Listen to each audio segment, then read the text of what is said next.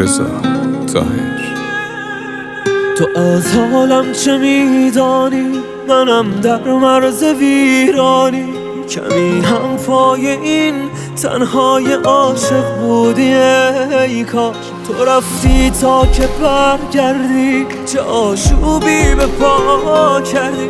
بیا و در میان بازوانم مستقر باش، فقط باش تو حتی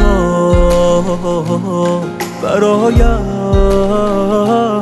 درد سر باش. تو ای معشوقه ستمگرم، چگونه از تو بگذرم؟ مرا بکش که بی سنگرم.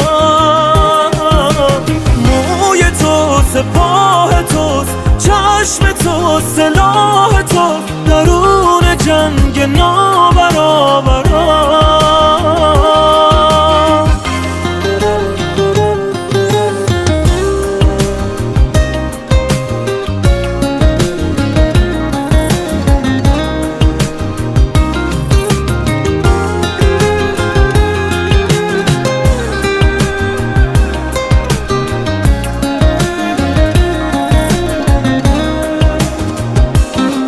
سخت از تو را دیدن و عاشق نشدم، بعد از تو دوباره دل سپردن قدقم. از دل برفت در آن کس دیده برم، رفتی و نرفت هوای تو از سر من. گناه من بود عاشق شدم. تو ای معشوقه ستمگرم، چگونه از تو بگذرم؟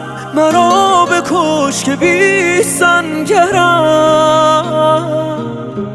موی تو سپاه توست، چشم تو سلاح توست، درون جنگ نابرابرم. تو ای معشوقه ستمگرم، چگونه از تو بگذرم؟ مرا بکش که بی سنگرم.